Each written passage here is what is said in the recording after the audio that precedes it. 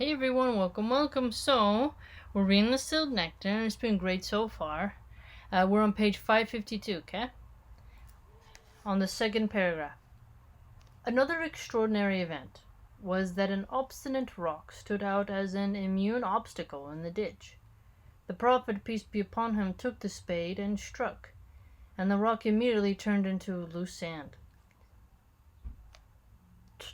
Just like this. That's crazy. In another version, Al-Bara said, on the day of Al-Kahandak, the trench, there stood out a rock too immune for our spades to break up. We therefore went to see Allah's Messenger, peace be upon him, for advice. He took the spade and said, in the name of Allah. Then he struck it, saying, Allah is most great. I have been given the keys of Asham, great Syria. Whoa. By Allah, I can see its red palaces at the moment. On the second strike, he said, Allah is most great. I have been given Persia. By Allah, I can now see the white palace of Maidan. And for the third time he struck the rock, saying, in the name of Allah, shattering the rest of the rock, he said, Allah is most great. I have been given the keys of Yemen. Whoa. By Allah, I can see the gates of Sana'a while I'm in my place. Ibn Ishaq reported similar to this from Salam al-Farisi. Wow, so the rock just... interesting. The day of... a rock too immune. The northern part of Medina was the most at risk, and the other sides being surrounded by mountains, rocks, and palm tree orchards. The Prophet, peace be upon him, as a skillful military expert, understood that the Confederates would march in that direction, so he ordered that the trench be on that side. So he's like, hey, they're gonna march in that direction, let's put the trench in their way. I wonder if they covered it so that they didn't see it and then they just fall in. The Muslims went on digging the trench for several days. They worked on it during the day and would go back home in the evening until it assumed its full dimensions. The huge army of idolaters, which numbered as many as 10,000 fighters, arrived and settled in the vicinity of Medina in places called Al-Asyal and Uhud. Here's a quote here. And when the believers saw Al-Ahzab, the Confederates, they said, this is what Allah and His Messenger Muhammad, peace be with him, had promised us. And Allah and His Messenger Muhammad, peace be with him, had spoken the truth, and it only added to their faith and to their submissiveness to Allah. 33:22. As for the hypocrites and those weak at heart, their hearts shuddered with fear at the sight of this army. 10,000 people is, to be fair, it's a lot. So I'll probably be a little bit like, we about to fight. And when the hypocrites and those in whose hearts is a disease of doubt said, Allah and His Messenger promised us nothing but delusions. 33:12. 3,000 Muslims, with Muhammad, peace be upon him, at their head, came out to encounter the idolaters. 3,000 versus 10,000 then? With Allah's promise of victory deeply established in their minds. Oh, I see. So, I get it. So the people that... So, I see. It's like a separation. It's like, alright, math doesn't just win wars. We know that. Otherwise, what's that saying? Mathematicians would rule the world if all that was needed was numbers and military campaigns. So indeed, some people are going to be like, this is delusional, we can't win because we're 3,000 against 10,000 and the numbers are too extreme. But look, people are like, hey, it's do or die, right? They established themselves at the mountain of Sila, with the trench standing as a barrier between them and the disbelievers. That's smart. On attempting to attack the Muslims and break into Medina, the idolaters were surprised to see a wide trench. Oh, they could see it? I thought they were going to cover it with palm leaves. A new trick unknown in Arabia before. Standing as an obstinate obstruction, consequently they decided to lay siege to Medina and began to check around the trench, trying hard to find a weak spot through which they could get into Medina, probably looking for a spot they could climb down in and all like that.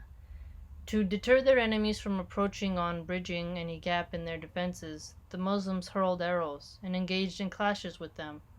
The veteran fighters of Quraysh were averse to this situation, waiting in vain in anticipation of what the siege might reveal. Okay, so the vets, there might be letting the more younger fighters go out. The veteran fighters of Quraysh. Oh, different. That's the opposite side then. They're holding back.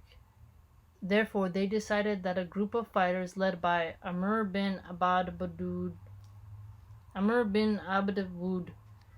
Ikrimah bin Abu Jahal. Oh, I know the name Abu Jahal is the bad guy. And Dirar bin al-Khattab should work its way through the trench. They, in fact, managed to do that, and their horsemen captured a narrow area between the trench and the mountain of Sila. Amr challenged the Muslims to a duel, and Ali bin Abi Talib was sent to check him. So Amr's like, he wants a challenge to a duel, and Ali was like, hey, what's up? After a short but fierce engagement, Ali killed Amr and obliged the others to evacuate in a state of panic and confusion. Oh, he killed him. However, some days later, the polytheists conducted fresh desperate attempts, but all of them failed, due to the steadfastness and heroic confrontation of the Muslims. So look at this, 3,000 versus 10,000. So then like the Spartans were like, what is that, 300 something versus so many Persians. There's always these great tales of when a smaller force faces a larger force. In the context of the events of the Battle of the Trench, Allah's Messenger, peace be upon him, failed to observe some prayers in their proper time.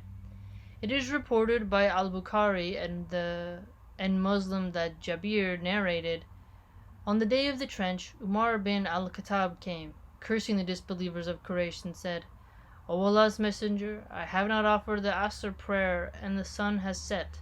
The Prophet, peace be upon him, replied, By Allah, I too have not offered the prayer yet. The Prophet, peace be upon him, then went to Buthan, performed ablution, and observed the Asr prayer after the sun had set, and then offered the Maghrib prayer after it. He invoked Allah's wrath on his enemies and begged Allah to fill their houses and graves with fire, because they distracted him from observing the Asr prayer. It was narrated by Ahmed and Shafi'i that the events of that battle detained him from the Duhur, Asr, Maghrib, and Isha prayer. So that means the battle must have been super intense, obviously, right? But he observed them combined. The different narrations point to the fact that the situation lasted for a few days. So he just combined them, like caught up, basically, right? In the Talimuk book, they say you can do that. If you're traveling and you need to make up for those prayers later, so maybe this is where they got it from, right? That's probably why it says that. It is clear that because of the trench standing between the two parties, no direct engagement took place, but rather there were military activities confined to arrow hurling. Consequently, the fight claimed the lives of a small number of fighters, 6 Muslims and 10 polytheists, 1 or 2 killed by sword. That's not bad. That's quite a little death loss. During the process of fighting, Sa'ad bin Mu'ad was shot by an arrow that pierced his artery.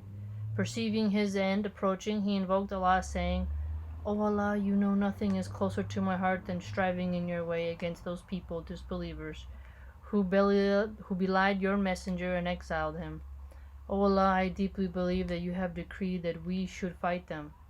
So if there is still more fighting to go with them, let me stay alive in order to strive more against them. If it has ceased, I beg you to bleed it again so that I may die in it. He concluded his supplication, begging Allah not to let him die until he had full revenge on Banu Qurayza.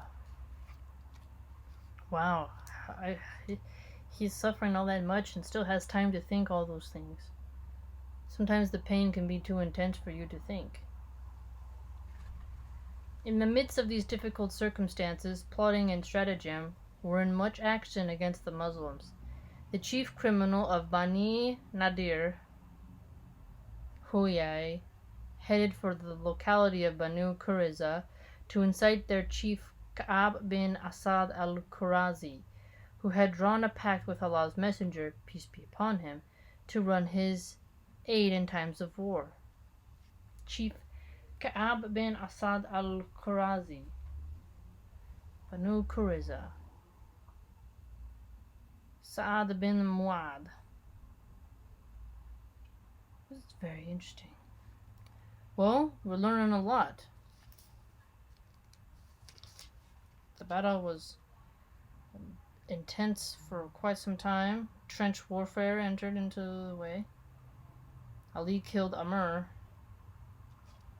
Abu Jahal is still going down.